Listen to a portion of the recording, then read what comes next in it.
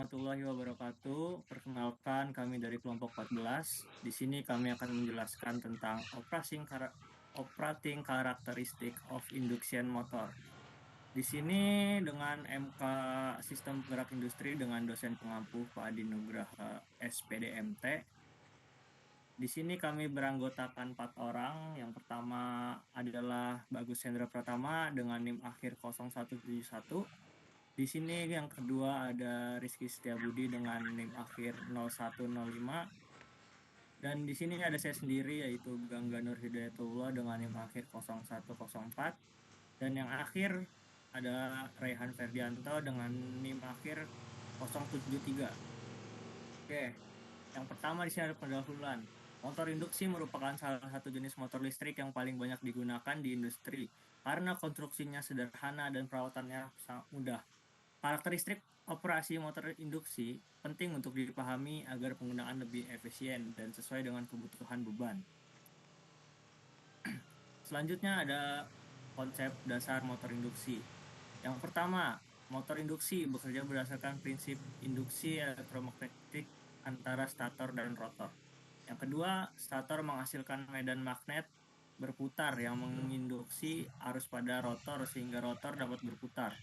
Motor ini tidak menggunakan sikat sehingga lebih tahan lama dan minim perawatan. Selanjutnya akan dijelaskan oleh teman saya.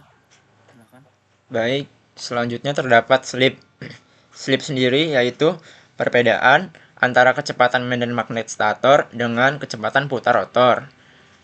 Nilai slip menunjukkan seberapa besar beban yang bekerja pada motor. Di mana semakin besar beban, maka slip akan semakin besar. Sedangkan saat tanpa beban, slip akan semakin kecil. Next.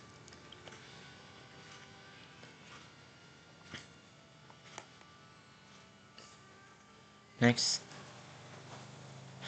Selanjutnya terdapat kecepatan motor.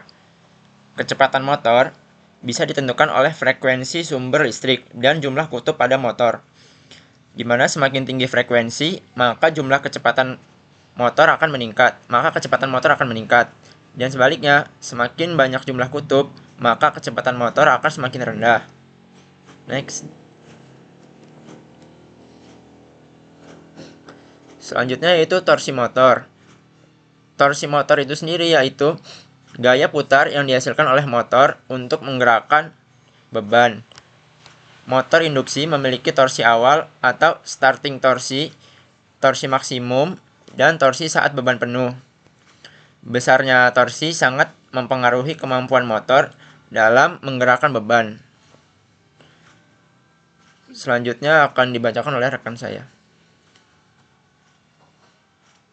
Baik, selanjutnya di sini ada karakteristik torsi dengan hubungan kecepatannya. Hubungan antara torsi dan kecepatan pada motor induksi dapat digambarkan dalam bentuk kurva, yang dimana kurva tersebut menunjukkan perubahan performa motor saat beroperasi.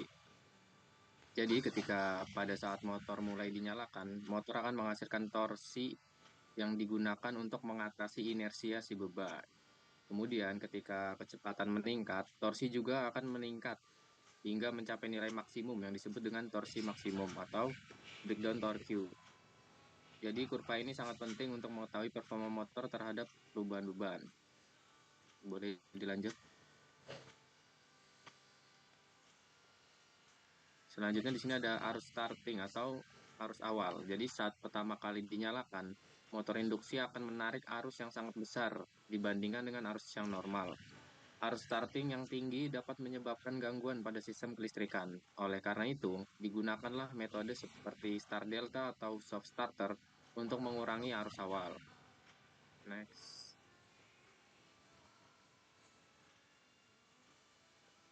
Oke, selanjutnya di sini ada efisiensinya, faktor daya dan pengaruh beban pada motor induksi. Motor induksi di sini memiliki efisiensi yang sangat tinggi, terutama saat bekerja pada beban yang penuh.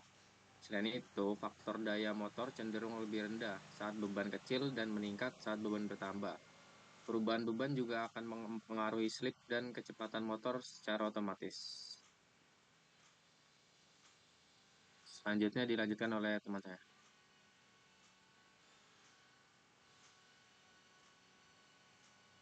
Baik, terima kasih sudah memberi kesempatan. Di sini saya akan menjelaskan sekaligus memberi contoh dari penerapan motor induksi yang ada pada kehidupan sehari-hari dan juga industri. Next.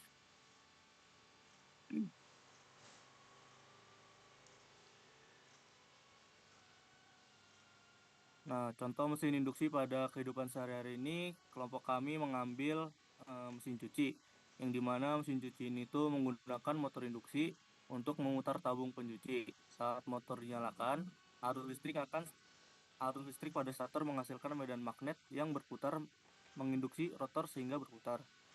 Nah, putaran rotor ini itu diteruskan ke tabung melalui sabuk atau belt, kemudian langsung ke direct drive. Kemudian pada proses pencucian, motor berbolak-balik untuk mengaduk pakaian agar kotoran terlepas. Sedangkan pada proses pengeringan, motor berputar dengan kecepatan tinggi sehingga menghasilkan gaya sentrifugal yang memaksa air keluar dari pakaian. Perubahan beban seperti jumlah pakaian akan mempengaruhi slip dan juga torsi motor. Next.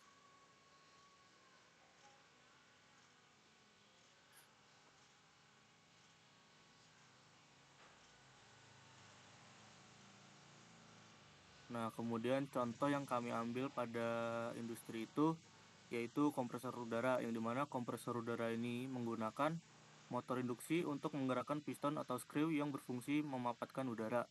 Ketika motor dihidupkan, maka magnet berputar pada stator menginduksi rotor sehingga berputar.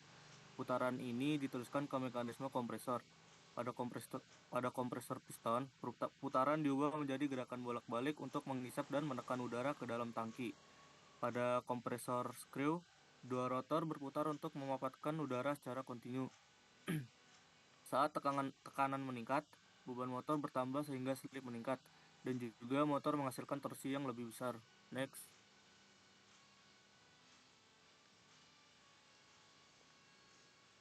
Nah, kesimpulan yang didapat itu, jadi motor induksi banyak digunakan dalam kehidupan sehari-hari seperti kipas angin, mesin cuci, pompa air, dan juga AC.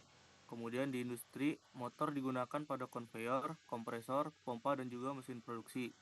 Dengan memahami karakteristik operasinya, penggunaan motor induksi dapat menjadi lebih efisien dan juga optimal.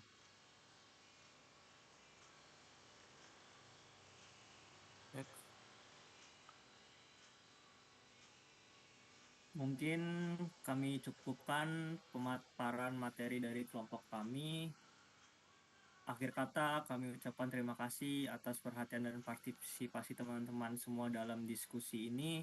Jika masih terdapat kekurangan dalam penyampaian maupun materi yang kami sajikan, kami mohon maaf yang sebesar-besarnya. Saya sebagai moderator pamit undur diri. Wassalamualaikum warahmatullahi wabarakatuh.